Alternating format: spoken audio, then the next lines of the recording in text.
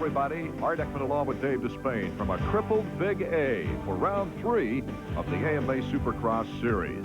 Many of us were awakened at 3:20 a.m. this morning with aftershock tremors. You know, Dave, I'm beginning to think that we're not on very solid ground. Maybe with one exception. Jeremy McGrath might be. He looks rock steady, doesn't he? 2 wins and 2 starts in the 1994 season. He comes to his home stadium, which he says is an advantage. Cruised in here looking very solid this morning in his $60,000 to $70,000 NSX Acura, and looks back on the race here a year ago, his very first Supercross victory.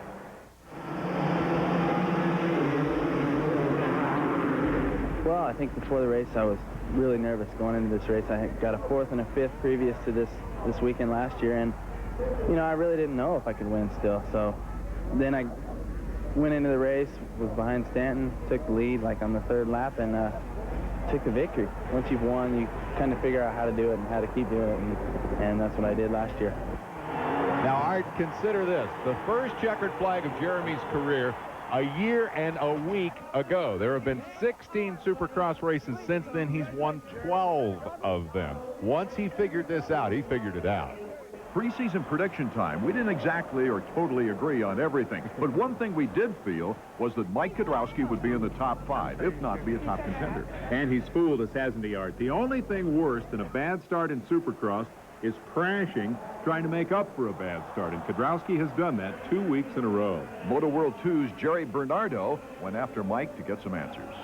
All right, Mike Kudrowski's always been a top contender at all the Supercrosses. Mike, you having a little bit of trouble in the heats and the mains. What's going on with you? I just kind of got off to a slow start this year, and been running back in the back of the pack, not getting good starts. And, you know, when you're back there, you're fighting with a lot of guys maybe you shouldn't be. And so we got to change that around here at Anaheim. Okay, have you been doing anything different in training or anything at all to try and turn that around this week? My training this week's been about the same as I've done the past couple of years, and me and my teammate Mike Larocco, we did a lot of starts practicing that together, and so hopefully if both of us are up there in the front, we can win these Supercrosses. Okay, everybody knows Mike Kudrowski's a never give up, never say die kind of guy, and he's going to do everything in his power to turn that around here tonight at Anaheim Supercross. Despite the recent earthquake, some 40,000 fans still showed for Supercross's most popular event.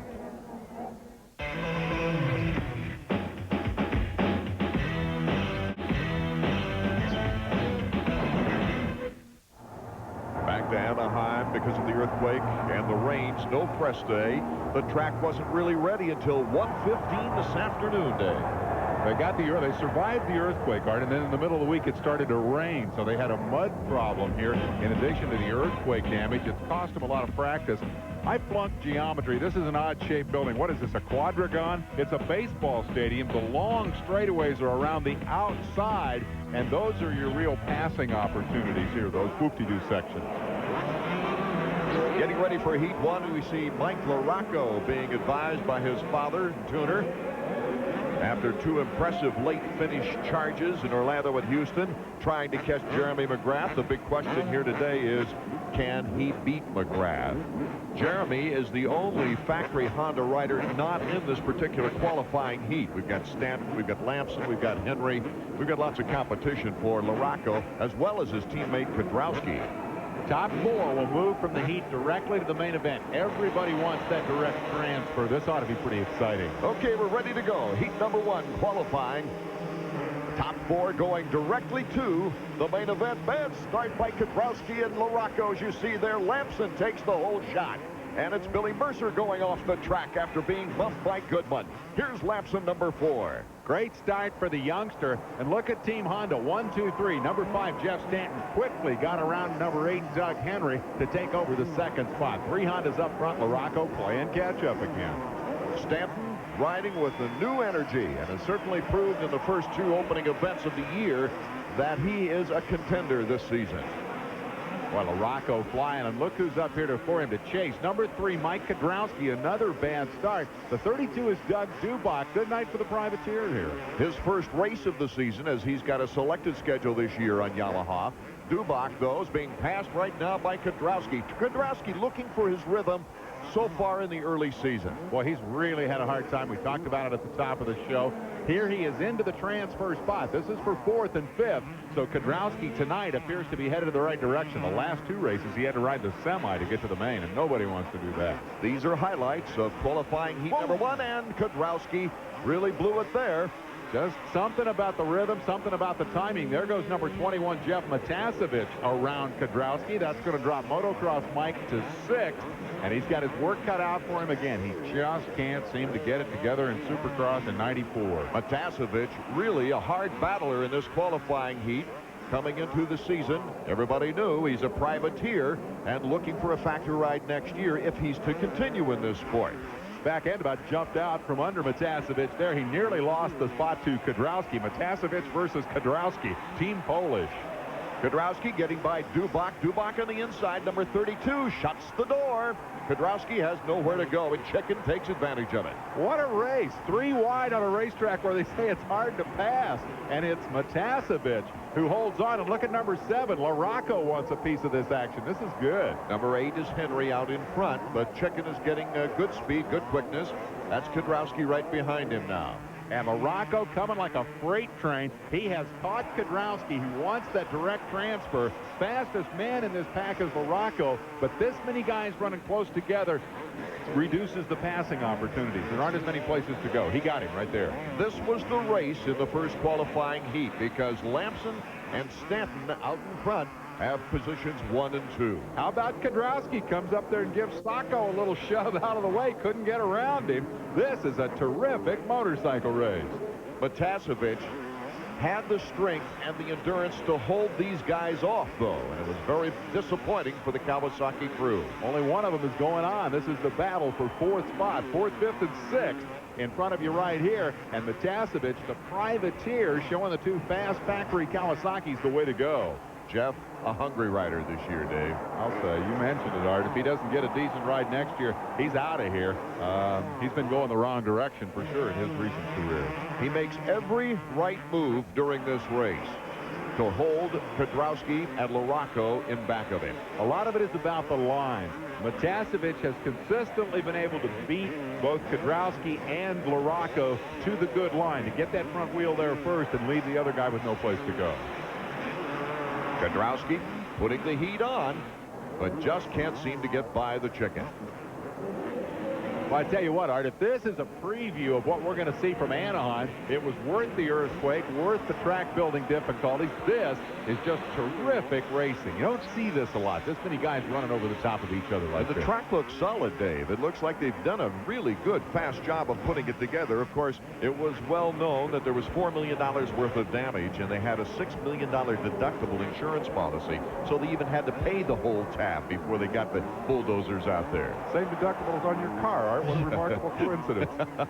Well, it ruled out approximately 15,000 seats because of the damage, and the promoters, of course, quite concerned. Here we have number 21, the Chicken, still holding off LaRocco. There's Henry right in front of Jeff Matasevich. See the bobble by LaRocco, number 7, got his feet off the pegs, tried to complete the pass on Kedrowski, almost got run over. They're in the lappers, and that's an issue, and that may be the last hope here for the Kawasaki guys, hoping that Matasevich, number 21, will get hooked up with somebody, lose his line, lose his rhythm, and maybe they can get around. Now it's Kedrowski in trouble. These guys are really struggling trying to keep up with Matasevich. Watch Kedrowski here. He tries to go down the inside in these ruts. Boom, front wheel turns out from under him, and that sends him rocketing back across the other way. He almost got into the side of LaRocco. Out in front, Steve Lamson. No competition in this heat with Stanton right behind him for the second place spot. But the real battle is right here for the transfer spot. Lamson takes first. Stanton comes in second. Henry third, but look at the fight for the transfer spot. The final spot that sends it right to the main. Chicken gets the edge on LaRocco and comes across just in time. Well, LaRocco took a couple of shots at him in the last couple of corners. Couldn't quite get there. These are the riders going on to the main event. Moto World 2's Jerry Bernardo talks with Lamson. Kill a hole shot, wire to wire. How'd the race go for you? Went good. I got a good start and just rode smart. Didn't worry about who was behind me, and that's what I needed to do for, tonight's main event. How'd you feel about the track? I feel the track's good. There's a few places to pass. It's pretty good, and pretty technical to get some good stuff in. How about the scab on his chin there? Lamson was out racing shifter carts with Jeff Stanton endo scuffed up his face. Heat number 2, number 1, as you saw, Jeremy McGrath.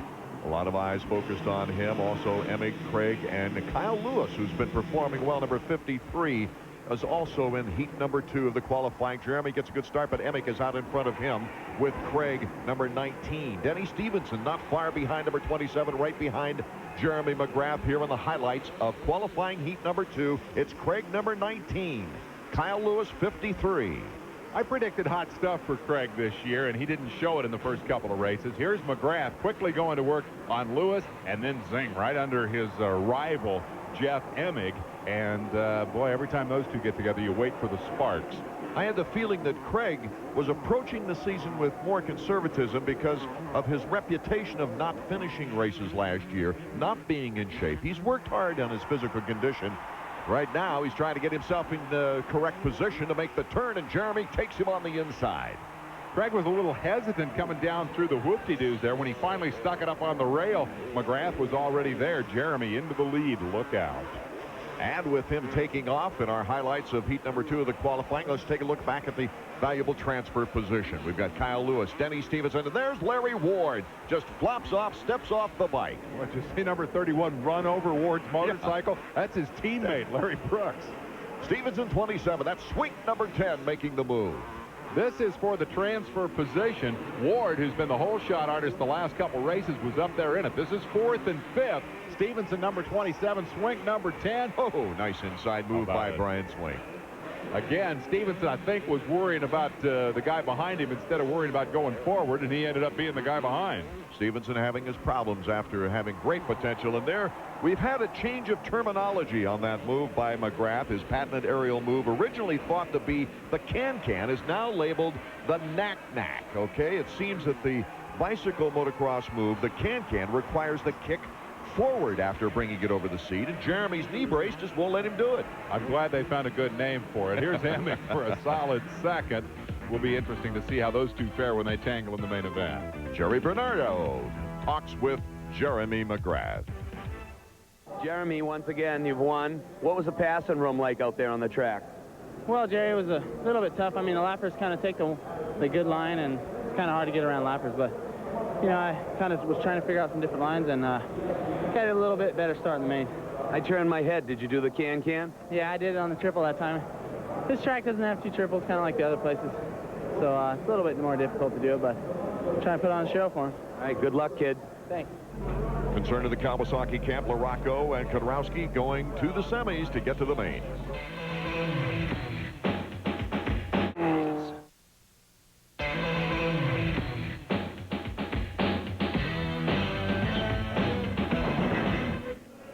There will be 5 riders out of each semifinal round that make it to the main. Semifinal number 1 has Mike Larocco in it, along with his teammate, Mike Kudrowski.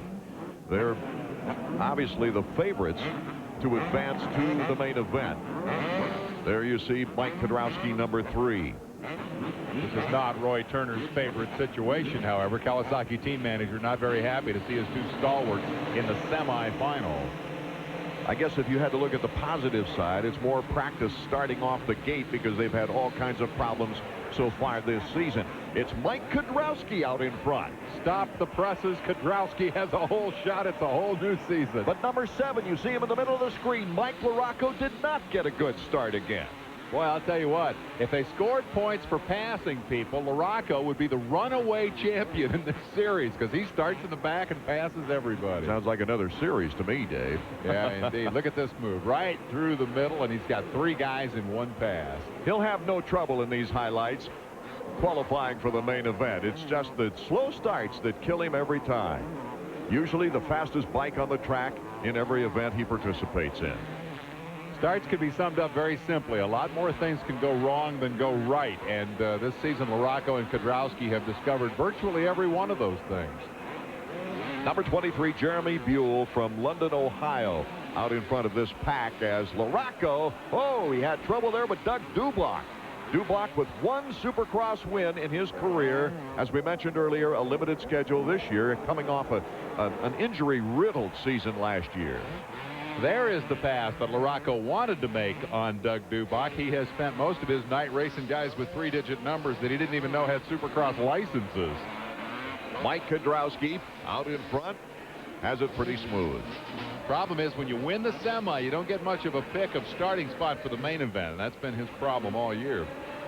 Jeremy Buell comes across the finish line second, LaRocco third. Now Jerry Bernardo talked with Mike Kudrowski. This is the second time in 3 events he's had to perform in the semis to get to the main. Okay, Mike, in the earlier heat race, if you hadn't been battling with LaRocco, do you think you both would have qualified? Did that have anything to do with anything? I think a little bit. We had like a 3-way battle there, and we were battling pretty hard. We were stuffing each other, and we were slowing each other down. But, you know, I think me and him are both riding really well, really fast, and I think if we get out by ourselves, we're going to go. Semifinal number 2 now, featuring Nolene Yamaha's Larry Ward and Larry Brooks, a couple of the faster ride bikes in this semifinal. Kyle Lewis also looking for a spot in the main event. Ward and Brooks are right next to each other, 11 and 31 as you see them take off. And it is Larry Ward, no surprise. Going off the track, though, is David Castillo, and Steven Liedberg also having his problems in that first turn as Ward looks back and sees his teammate. Great start, much better than in the heat when Ward crashed and Brooks ran over his motorcycle. But Brooks fell off hard in this one, and here you see he is down but not out. He was able to come back and ride the last chance, and that was a big surprise because he had his bell rung pretty well. He was unconscious for about a minute when he went head first, coming up short on the triple. Looking back at the transfer spot, that's Kyle Lewis, number 53, along with Kalos and Stevenson battling it out. Up front, Larry Ward cruising. It's actually a pretty good battle, 3rd, 4th, 5th, and 6th. As Ward takes home the checker, they shuffle those spots. Cliff Palmer inherited 2nd after the crash, and then it was Kyle Lewis right here coming across in 3rd spot.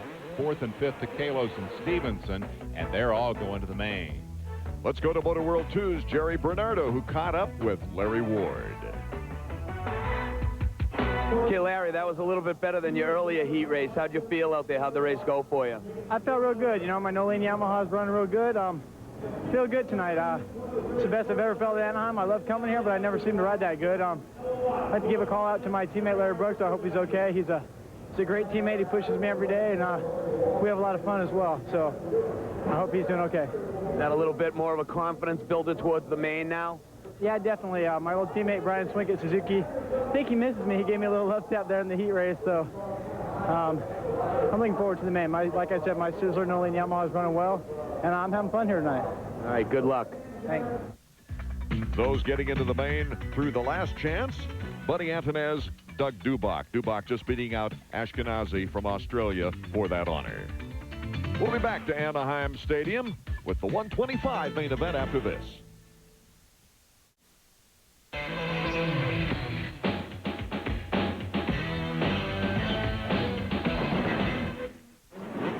Welcome back, Anaheim, California. Art Ekman along with Dave Despain as we get ready for the highlights of the 125 main event.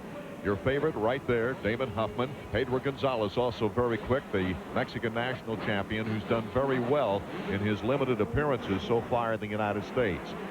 The big story going into the main event was number 22, Ryan Hughes. His father passing away. Obviously, the concentration just wasn't there.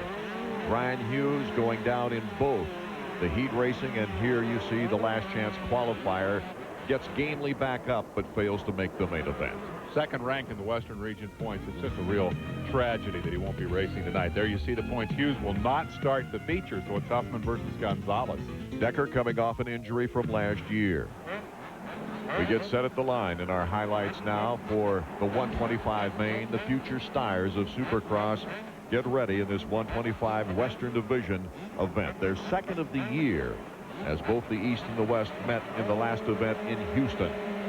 With the lesser experienced riders, we can always anticipate a big crunch over the first turn as Pedro Gonzalez gets off with a nice start for the first time in his Supercross career. Going down is Jason McCormick, number 45, Travis Hodge, and Ty Birdwell also mixed up in that melee.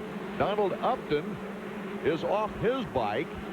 Bike with no rider is Upton's. There he is, hurt his arm, and the medical personnel will be attending to him. I think his evening is over. Upton with a pretty good start in Houston. Came out of the first lap in 8th position, but finished to 15th. As we look at the leader at this point, Bader Manet. Nice international flavor up here. Bader Manet rides the GP circuit, and you've got number 86, Pedro Gonzalez, the Mexican champion, sandwiched in here among number 20, Damon Huffman, who did not get a very good start, and the 141 of Decker. This is really the best start of Pedro Gonzalez's career, as he's following Decker, and 122 is Bader Manet. He took a 6th place in Houston, makes his home in Santee, California right now, holding on to the edge over Pedro Gonzalez. Good 4-rider battle up front. You've got to wonder if Huffman isn't going to make some kind of a move early here. He's stuck back there, and yeah, he's got Decker right there, and he's into 3rd. Gonzalez has made a lot of improvements since coming out of Mexico, where he did not have very much competition, but he developed some excellent technique. But look at Huffman, number 20, already right on his tail, ready to take it over. He's trying to set something up. See how he goes to the outside on the whoops there? We say at every show, don't follow the guy in front of you. Find a place to pass. Make something happen. You kids who want to be supercrossers, find a place to pass, just like Damon Huffman. Right there you see the inexperience of Gonzalez in traffic. Huffman, though, he's a veteran by 125 standards, and he's now pushing for the lead.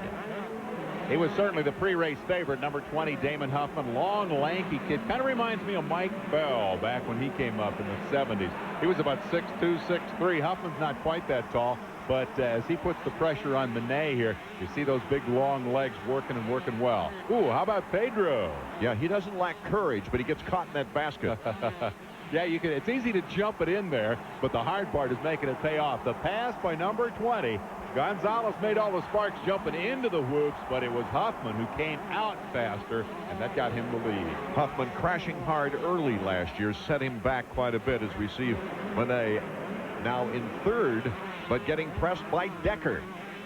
Decker coming off a bad injury, a broken leg last year. He's worked hard to get back and makes a good inside move. Kind of like spinning donuts. Get your foot down, just get that back wheel skating around. He ends up right in front of Bader Manet and leaves Manet with no place to go. Bader has slipped from 1st to 4th. His inexperience is showing up a little bit here, I think. And here comes James Dobb, passing Manet. Dobb out of England is working with a very, very sore shoulder. He injured in Houston last week. Oh, I see a bit of the Brit here. Good ride up to 4th, and the international flavor continues in the top 5. I like seeing that. I like to see more international competition in Supercross. He joined the circuit late last year, battling right here with David Pingree. Pingree out of Scottsdale, Arizona on the Suzuki. Doing very well here as he moves up to 4th. He gets around Dobb, and this is all a function of Bader Manet going backward. Meanwhile, out in front, Huffman passing a lapper and takes the checkered flag. Damon Huffman, his first win of the year after 3rd place finish in Houston.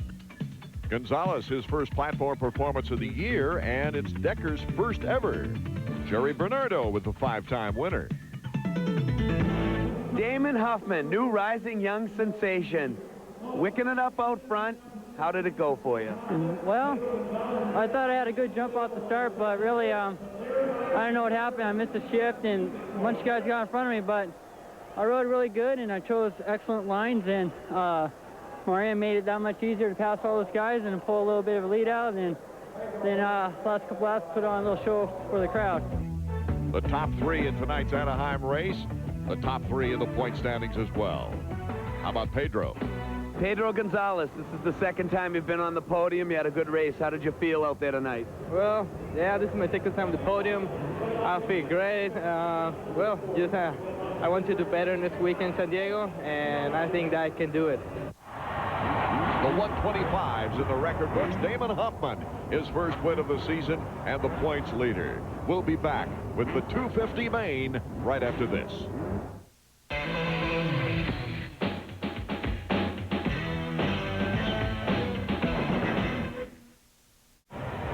There's some of the factory riders waiting for the 250 main to get underway. Number 1, Jeremy McGrath, of course. Steve Lamson, number 4. Jeff Emick, number 6. You know, there was a hotshot young factory rider back in 1990 who was gunning for the title before an injury. Number 20 on a Kawasaki, Jeff Matasevich. He was riding high in those days, David. That big pass on number 7, Doug Dubach, gave him his only Supercross victory. 1990 in Las Vegas. Everybody had such high hopes. 2 more years with Kawasaki. He never won again. Dropped by Kawasaki. It was looked upon as a last chance here with Suzuki in 1993 as far as factory rides were concerned. All kinds of problems prevented anything but a heat race win that year. Now a privateer.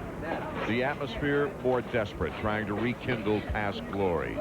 He's back really where he started, looking for sponsors, hoping for the chance to get back to the factory system. Sitting in the North County Yamaha box van, Jeff reflects on the contrasts. It's just a lot of work, and when you're a factory rider, all you got to do is show up to the race. Privateer, now I'm booking flights and I'm renting vans, and it's definitely a lot more work, but it gives you that much more determination to decide, hey, do I want to keep racing, or do I want to move on with my life? And I made the decision that I wanted to race, and I knew it was going to be a lot of work, and but sometimes, you know, it's a lot of work, it pays off, so hopefully it's going to pay off. A big key to his hopes is mechanic tuner Ron Heben, who has tuned for the likes of Ricky Johnson, Keith Bowen, and Steve Lamson. Yeah, one thing is there's a elite group of riders that have the talent and potential. Jeff is one of the guys out there that has won Supercrosses. He knows how to win. A lot of guys are fast, but they've never put it all together in one. He knows what it takes to win. That's one of the big things in our favor. Now we just got to get him a little bit more hungrier, and I got to do a little bit more to try to make the motorcycle up to his standard that we're accustomed to. Well, Heben's taken a lot of the pressure off Jeff Matiasevich, claiming the responsibility for getting the bikes up to speed. Heben will be back next year. I'm not sure Matiasevich will. After an 11th and 16th so far this season, what is his timetable for success? If I'm not a factory rider, I probably will not ride again next year.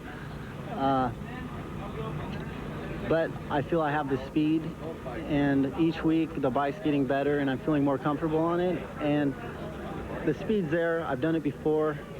I just, you know, have to want to do it. 20 riders on the line wanting to do it here in Anaheim as we're just about ready to go with the 250 main event. Can anyone beat Jeremy McGrath? Can the Kawasaki's get a start? That's the question in my mind. Set to go. And Jeff Emig gets out of the gate pretty well on the inside. Larry Ward gets the whole shot, but look at Mike LaRocco once again a long way behind. Third week in a row, it's number 11 out front. How about the no-lean Yamaha? But you're right, LaRocco's got to play catch-up again. Emig is second. Stanton fourth. Moving into third, Jeremy McGrath, number 1. He's in great position as he takes on Jeff Emig, number 6. We've said it before, that's always fireworks time when 1 and 6 get together. Ward with 2 whole shots in 3 races. Emig got the other one, and they're up front. Emig, Ward, McGrath, and Stanton, but the top 3 starting to pull away from Stanton already. Emig didn't waste any time getting around Larry Ward, and Ward, who has failed to hang on to the whole shot 2 weeks running, is in danger of going to third, and Jeremy's got him. Emig holding the edge as they go for the jump. Jeff was never really in the first race of the year in Orlando, where he started out 11th and finished 7th, but he hit the podium in Houston. Emig looks good here. He's opened a little gap on this terrific race for second. Number 1 is McGrath. Number 5 is Stanton, trying to get around the 11 of Larry Ward, who comes up high and hangs on to the spot. Ward improving each week. Another privateer who's also getting into the act in this race is Jeff Matiasevich, currently 5th. We'll be back in a moment.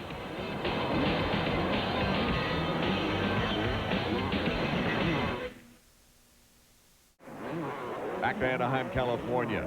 250 Supercross main event action. Jeff Emig in front of Jeremy McGrath. Number 11 is Larry Ward in 3rd, with Jeff Stanton in 4th. And back in the pack, LaRocco cased it on a triple jump. Something's wrong with that bike, Dave. Apparently he hit hard enough that he actually broke something in the transmission. The gears are rattling around. The bike is broken. LaRocco's out of it. Unbelievable. One race can't win the championship, but one bad one can certainly lose the title, and his hopes have now dwindled. He was the only man this year who's been as fast as Jeremy McGrath. He broke the bike, landing on the cases on a triple jump. Meanwhile, out in front, Jeremy McGrath is tuning in on Jeff Emig. Emig, one of only 2 riders other than Jeremy to lead laps this year. Ooh, looky there. McGrath did a triple jump to the inside, took the line away from Emig. Jeremy knows that he just makes Emig crazy. These 2 guys don't like each other, and McGrath uses it on Emig. Emig fighting back, taking the inside now as they go wheel to wheel. Wow, what a comeback. Emig not having any of it.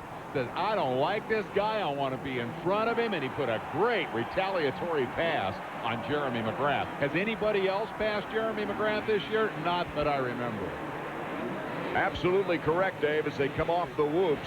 Let's check this move, and Emig able to take the line away from Jeremy. Yeah, brake checked him a little bit. I tell you, before this year is out, I think there's going to be trouble between these 2 guys, because they not only don't like each other, but they don't make any bones about it. I mean, Jeremy's made some very strong comments about this guy in print, and you know Emig can read. Stanton taking Ward, or very close to it anyway, in third, as Emig holding on to the lead. Jeremy a little slow in that corner. Ward used that high rail again. We saw that earlier to keep the lead from Stanton, but just barely. Stanton is much closer now than he was the last time. This time, he's got him. Number 5, Jeff Stanton, around Larry Ward. Boy, this is bad news for Ward. It's the Ward fade. 3rd time this year he's done it. Stanton riding on the edge to take him. Jeremy McGrath picking up the slack between him and Jeff Emig now. I would look for the first 3 to get away from Ward. There is number 8. That's Doug Henry. He's riding 5th. Jeff Matasevich right behind him as Jeremy McGrath couldn't quite get the muster out of the corner. He's keeping the pressure on Emig. He wants to force the mistake and get to the lead. And right here is where he passed him last time. Emig takes the short jump. Jeremy takes the triple, looks up at him as if to say, what are you doing up there? I'm taking this thing over. Or as if to say, I could have done that anytime I wanted, Emig. There's no way you could race with me. Emig will just go crazy now trying to catch back up with him. He caught him one time before this race, but Jeremy looks a little more determined now, much more aggressive. He's not going to catch him again. This thing is over unless maybe Stanton. Here's the order of things. McGrath, Emig, and Stanton along with Ward and Henry.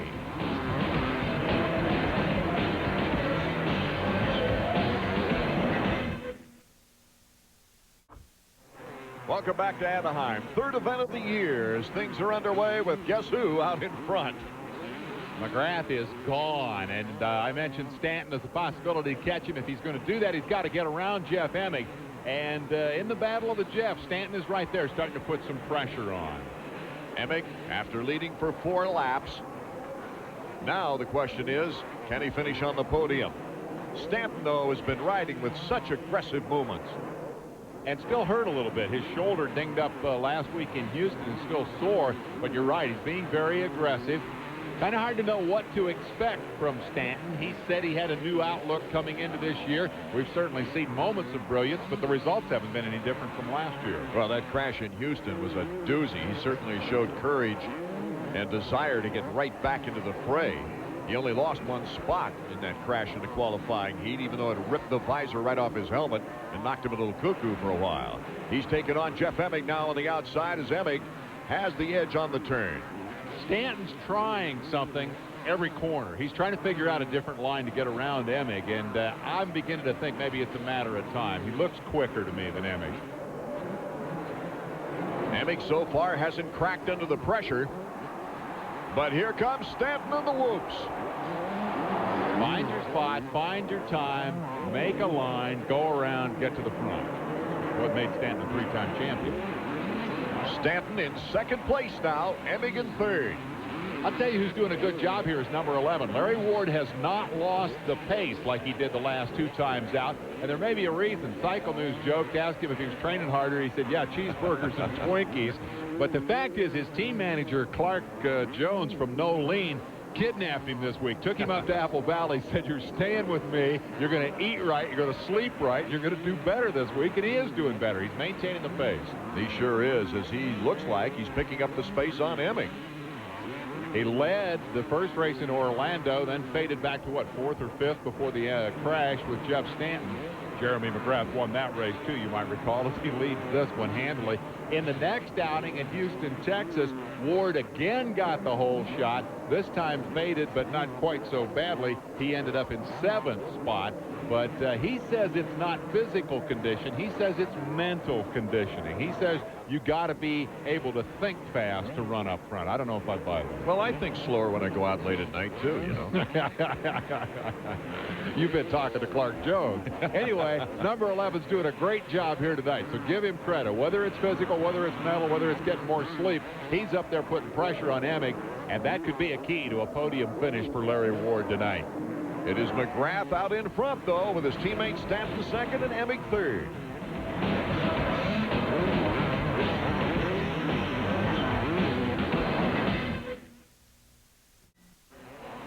Welcome back to Anaheim, California, the 3rd Supercross event of the year, as we see Larry Ward chasing Jeff Emig in a good battle for 3rd. Yamaha's had a pretty good year thanks to Ward and Emig. Ward, the privateer on the no-lean Yamaha. Emig, of course, on the factory stuff. And one or the other of them is going to end up on the podium tonight to break up a Honda sweep. That's good. Ward coming into this year trying to rekindle his career is certainly doing so here in Anaheim, California. He had his big moment the same time Jeff Matasevich did back in 1990 when Matasevich won Vegas. That was the year Larry Ward won the Seattle Supercross and established himself as a star to beat. Now he's in the privateer ranks, so there's a real parallel there with Matasevich. Well, the former 125 champion in the outdoors is not giving him a break, Jeff Emig, as we take a look at the leader, Jeremy McGrath.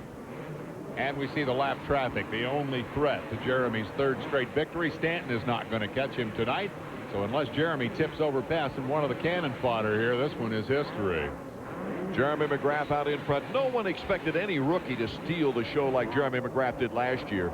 But Doug Henry's the type of rider, his teammate, who likes to progress each week.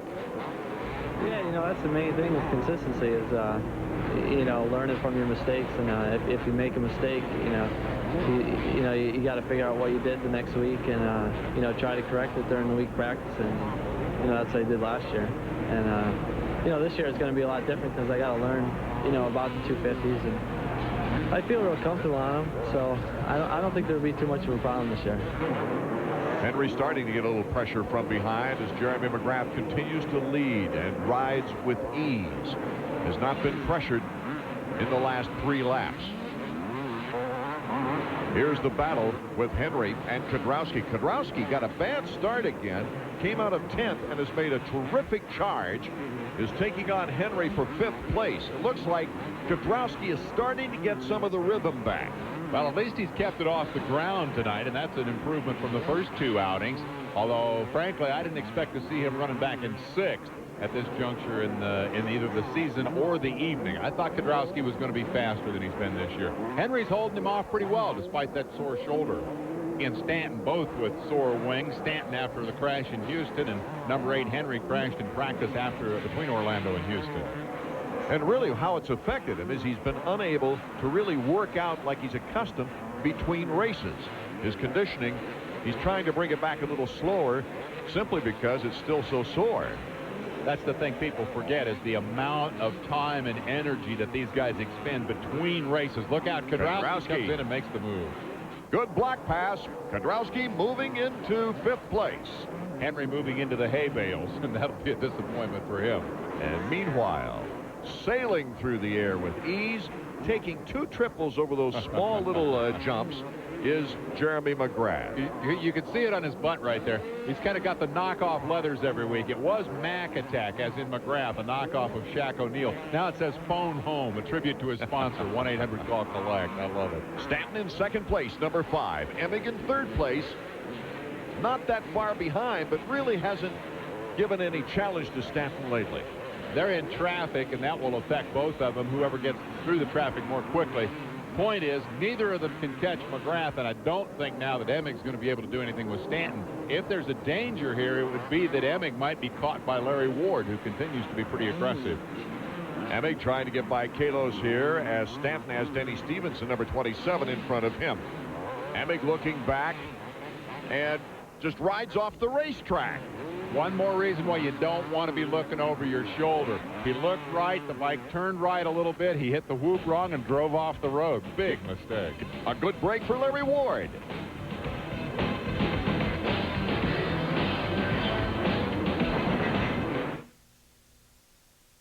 Champion Jeff Stanton currently in second place here in Anaheim. In striking distance to Jeremy McGrath should anything happen to this young man who has had another fantastic race. That was kind of a half-hearted can or knick-knack or whatever you call that. He didn't do it very well that time. Yeah. It'll probably change terminology next week. And what a race for Larry Ward. He was in position to take advantage of Emig's mistake, and that was the key. Podium finish is going to be good for Ward after the fast fade that he did the last 2 weeks, and he was much more on the pace, I think, here tonight for 20 laps than he was in those first 2 races. McGrath going through the motions on the final lap as he waves to the fans. Well, it's home for him. 50 miles away is Murrieta, California, which he calls home, and he feels very motivated coming in here. He told the Cycle News guys that he thinks he's riding faster right now than he ever has in his life, and they said, well, yeah, but it's making all the races boring, and he said, that's the idea. We've had some great racing behind Jeremy McGrath this year, though. Some terrific competition like today. And there it is. Knack, knack. Knock, knock. I'll tell you what, it's going to be a long year, Art. If he continues to do this, the rest of these guys are really going to suffer. The nice thing about it, the good news is, it's like watching a virtuoso performance. You know, you can really appreciate just how fast he goes, just how well he does it. Everybody's on their feet, acknowledging the kid from Murrieta who made good. His third consecutive victory at the start of the season. This win tying him with Rick Johnson's record of 14 wins in consecutive seasons, but Davey gets closer to that mark of 5 straight wins to begin a Supercross season. Stanton's still the hopeful. Comes home in second spot tonight. That'll be good for him in terms of points, but if he's going to win that 4th championship, he's going to have to make some big fireworks real soon. Well, at least he's in good position should something unfortunate happen to Jeremy McGrath. And what a happy evening for Larry Ward. His first podium appearance since 1992 at Charlotte. Also a very credible performance put in by Mike Kudrowski, taking a 4th place after 2 disappointments earlier. For Jeff Stanton, his best ride of the year, and our Jerry Bernardo is with him now. Put yourself on the podium. Good job. What was the battle like when Jeremy took off? Well, Jeremy just got out in clean traffic, and I was stuck behind Emig for a couple of laps, but he rode a great race. I mean, he's riding good. You knew you could make the move on Emig? You felt strong like that? Yeah, I knew I could get by them, and I just wanted to be consistent, be on this podium. You never know how long it's going to last for him. He could be on his head any minute, but he did a great job tonight. You rode a good race. Good job. Thank you. McGrath a perfect 75 points, leading 17 back as Stanton, the big loser, Larocco. Let's hear from the victor. 1, 2, 3. Showtime again. You tell me the story. I don't have any questions. Well, Jerry, that time I just got a great start. You know, my 1-800 Honda Collect bike was running great. You know, I mean, couldn't have done it no better. That's the kind of lead I like when I win the races, and the track was perfect for me. I mean, technical, it's just like my backyard. So you ready to set the Supercross world on fire again in '94? Well, this is where I started last year. Let's see if I can do it again. Landing short on a triple, the crankcase gave way on bike number 7, and Mike Larocco's title hopes took a big dent at the same time. Yeah, when I landed off that little triple jump after the whoops, I landed real hard, and when I did land, something in the inside of my bike broke, and it just started making a lot of noise. Yeah, I felt, you know, I was in a good position that I had a chance this year to, you know, to take the title away from Jeremy. He's riding good, but I think I had the speed to do it, and, you know, it's going to make it a lot harder this way. We thought it was physical condition. Larry Ward said it was mental conditioning. His team manager said it was lack of sleep. Jerry Bernardo tries to find out which is right. Mr. LW, not content. He had the little hole shot, dropped back, and then you shifted back up. How was it? Once again, you know, my Team Sizzler No Lean Yamaha is awesome. I've gotten 3 awesome starts, 2 hole shots, and 1 real close. I didn't win this race, but I think I'm a lot happier just being up here than Jeremy for winning. I'd like to say hi to my dad and my sister in Washington, and special hello to my mom and stepfather in South Carolina. They stuck with me the last couple of years, and it's going to be a good year. Did you do anything different this week to put yourself on the podium after fading back last couple of races? Yeah, I did. Like I said in the last couple of interviews, it's mental, and tonight when I got the hole shot, I didn't try to lead. I let whoever wanted to lead, and I hung tight, and I think I got back to 4th or 5th at one time, and towards the end I was coming on, I could see that big number 5 in front of me, and you know, these 2 guys are riding good. They have a little momentum on me, but I'm catching up. All right, good job, Larry. Thank you. Meanwhile, it's Jeremy McGrath on the podium, popping the champagne after his 3rd straight win, looking to break all kinds of consecutive win records now as the series moves on to San Diego and then Tampa before Atlanta. Rick Johnson holds the record for consecutive wins at the beginning of the season with 5. He teams with Bob Hanna with the record for consecutive wins with 6. Art Ekman for Dave Despain and Jerry Bernardo saying thank you for being with us.